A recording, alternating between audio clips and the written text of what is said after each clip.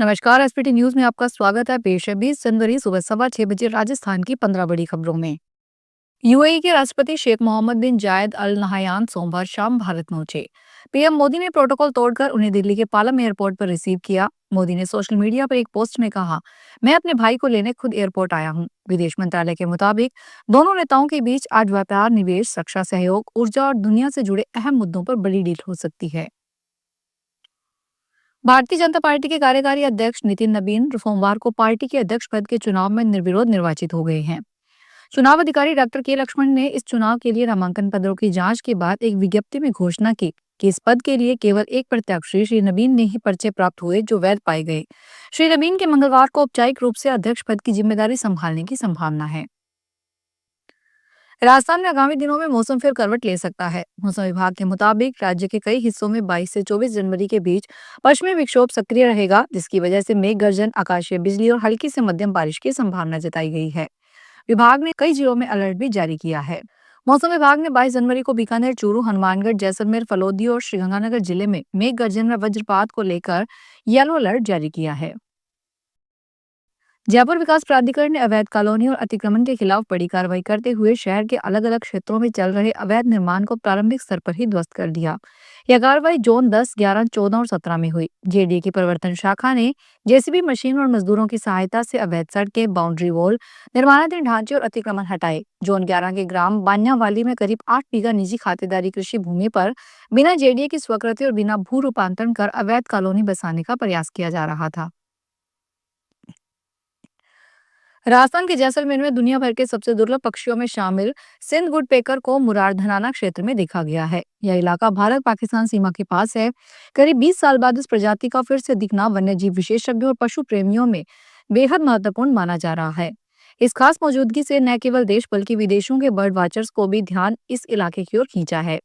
Sindh woodpecker काले सफेद रंग के सुंदर पंख और लाल मुकुट वाला छोटा पक्षी है। ये आमतौर पर राजस्थान और पाकिस्तान के सूखे जंगलों और झाड़ी वाले इलाकों में रहता है। करीब 20 साल बाद यह पक्षी लगभग 1 महीने पहले फिर दिखा था। सवाई माधोपुर में 1.5 साल की मासूम को गोद में लेकर जा रही महिला पर कुत्ते ने हमला कर दिया। कुत्ता मां की गोद में लिपटी मासूम पर झपटा और कपड़े खींचकर उसे जमीन पर गिरा दिया। बेटी को बचाने के लिए महिला कुत्ते से भिड़ गई। कुत्ते ने महिला के हाथ पर काट लिया। इस दौरान लोगों ने शोर मचाया तो कुत्ता भाग गया। इसके बाद मां ने मासूम को गोद में उठाया और सीने से लगाई बैठी रही। पशुओं को लाने ले जाने वाले व्यापारियों के साथ मारपीट की घटनाओं का सीधा असर नागौर में चल रहे श्री रामदेव पशु मेले पर पड़ा है। मेले में रौनक कम हो गई है। पशुओं की संख्या सिर्फ 400 तक सिमट गई है, जबकि खरीदारों की संख्या में भी भारी कमी आई है। ऊंटों की संख्या अधिक और नागौरी बैलों को लेकर आने वाले पशुपालकों की संख्या कम है। इसके कारण माघ शुक्ल परिपदा से शुरू हुए मेले के अस्तित्व पर संकट खड़ा हो गया है। मेले में खरीदारों के नहीं आने से भी पशुपालक निराश हैं। पशुपालन विभाग की ओर से व्यापारियों के लिए निर्धारित की गई जमीनों और दुकानों को लेने वाला कोई नहीं मिल रहा है। भरतपुर में 29 महिलाओं से 96 लाख की ठगी का मामला सामने आया है। ठग पति पत्नी ने महिलाओं को चूड़ी, साड़ी और सैनिटरी पैड लगाने की मशीन देने के नाम पर ठगी की। मशीन की जगह महिलाओं को मशीनों के कुछ पार्ट्स दे दिए। मशीन के लिए कहने पर टाल मटोल करते रहे। महिलाओं ने इसकी शिकायत आजीविका ने अधिकारियों से की तो कोई संतोषजनक जवाब नहीं मिला। आरोप है कि अधिकारियों ने भी उनके फोन उठाने बंद कर दिए हैं। इसके बाद महिलाओं ने थाने में शिकायत दी। मामला भरतपुर के पहाड़ी थाना इलाके का है। बीकानेर में सोमवार को यूथ कांग्रेस ने मनरेगा बचाओ संग्राम यात्रा के तहत कलेक्ट्रेट पर विरोध प्रदर्शन किया। प्रदर्शन स्थल पर लगाए गए पोस्टरों में पूर्व उप मुख्यमंत्री और पूर्व प्रदेशाध्यक्ष सचिन पायलट के बड़े फोटो प्रमुखता से नजर आए, जबकि कई पोस्टरों में पूर्व मुख्यमंत्री अशोक गहलोत का फोटो नहीं दिखा। इसको लेकर मौके पर राजनीतिक चर्चा होती रही। वहीं यूथ कांग्रेस प्रदेशाध्यक्ष और विधायक अभिमन्यु पूनिया ने सवालों पर कहा कि कांग्रेस पूरी तरह एकजुट है। चूरू में अवैध शराब तस्करी के खिलाफ चलाए जा रहे अभियान के तहत सोमवार को डीएसटी ने बड़ी कार्रवाई की है। टीम ने 60 लाख रुपए की अवैध अंग्रेजी शराब जब्त की और 2 तस्करों को गिरफ्तार किया। यह शराब एक ट्रेलर में चावल के कट्टों के नीचे छिपाकर चंडीगढ़ से गुजरात ले जाई जा रही थी। डीएसटी प्रभारी जयप्रकाश छाजड़िया ने बताया कि टीम को सूचना मिली थी कि हरियाणा में गुजरात भारी मात्रा में अवैध शराब ले जाई जा रही है। जोधपुर से बिलाड़ा के बीच रोजाना सफर करने वाले रेल यात्रियों को अगले करीब 4 महीने तक परेशानी का सामना करना पड़ेगा।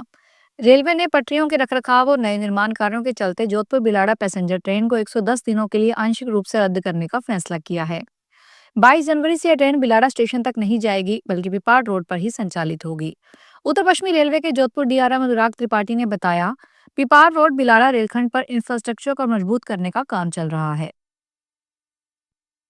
कोटा बार एसोसिएशन चुनाव को लेकर 3 वकीलों की ओर से लगाई गई याचिका को निर्वाचन ट्रिब्यूनल ने स्वीकार कर लिया है। ऐसे में अब बार एसोसिएशन चुनाव के 2 पदों पर 53 दिन बाद 24 जनवरी दोपहर 12 बजे फिर से काउंटिंग होगी। याचिका पर सुनवाई करते हुए निर्वाचन ट्रिब्यूनल ने संयोजक एडवोकेट रविंद्र विजय, सदस्य अतुल वशिष्ठ ने पुस्तकालय सचिव और कार्यकारिणी सदस्यों के लिए वोटों की गिनती फिर से करवाने का फैसला लिया है। राजस्थान सरकार ने औद्योगिकीकरण को बढ़ावा और रोजगार सृजन के उद्देश्य से बड़ी पहल करते हुए औद्योगिक क्षेत्रों में इकाई के लिए आवंटित भूखंडों पर होटल, वाणिज्य कॉम्प्लेक्स व आवास निर्माण की छूट प्रदान की है। रिको निदेशक मंडल ने इस निर्णय को मंजूरी देते हुए आदेश जारी किए हैं। इससे सिरोही जिले के सबसे बड़े आबू रोड रिको औद्योगिक क्षेत्र में नवीन व्यावसायिक गतिविधियों को प्रोत्साहन मिलेगा। स्थानीय युवाओं के लिए रोजगार के नए द्वार खुलेंगे और सरकार के राजस्व में वृद्धि होगी। सरकार की ओर से औद्योगिक भूखंडों की उपयोगिता को और अधिक व्यवहारिक, पारदर्शी व समयानुकूल बनाने के लिए किए गए नवाचार से उद्यमी व व्यवसायी प्रभावित हो रहे हैं। राजस्थान में सोमवार को 14 जिलों में शिक्षक भर्ती लेवल 2 परीक्षा हुई। 182 केंद्रों पर पहली पारी में सुबह 10 से दोपहर 12:30 बजे तक और 560 केंद्रों पर दूसरी पारी में दोपहर 3 बजे से शाम 5:30 बजे तक एग्जाम हुए। कोटा में एक परीक्षा केंद्र पर दिव्यांग अभ्यर्थी को व्हील चेयर नहीं मिली, जिसके कारण उसे परेशानी का सामना करना पड़ा। अभ्यर्थियों को परीक्षा केंद्र पर कड़ी सुरक्षा जांच के बाद एंट्री दी गई। परीक्षा से 1 घंटे पहले ही परीक्षा केंद्रों पर गेट बंद कर दिए गए थे। पहली पारी में 53,000 और दूसरी पारी में 1,73,200 अभ्यर्थी रजिस्टर्ड थे। 7,759 पदों के लिए यह परीक्षा आयोजित की जा रही है। कल शिक्षक भर्ती का आखिरी दिन है। कोटपुतली बहरौल में प्रशासनिक सुधार और समन्वय विभाग के राज्य स्तरीय निरीक्षण दल ने विभिन्न सरकारी कार्यालयों का आकस्मिक निरीक्षण किया। इस दौरान 27 राजपत्रित और 205 अराजपत्रित सहित कुल 232 कर्मचारी अनुपस्थित पाए गए। यह निरीक्षण अतिरिक्त मुख्य सचिव प्रशासनिक सुधार और समन्वय विभाग के निर्देशानुसार किया गया। दल का नेतृत्व शासन उप सचिव और अतिरिक्त निदेशक सुनील कुमार शर्मा ने किया। अनुपस्थित पाए गए इन कर्मचारियों के खिलाफ नियमानुसार अनुशासनात्मक कार्रवाई के लिए उच्च स्तर पर रिपोर्ट प्रस्तुत की जाएगी। तो ये थी राजस्थान की 15 बड़ी खबरें। अगर आपको हमारा बुलेटिन पसंद आया हो तो वीडियो को लाइक करें, अपने दोस्तों से शेयर करें और चैनल को सब्सक्राइब करना ना भूलें। फिर मिलेंगे नई खबरों के साथ। धन्यवाद।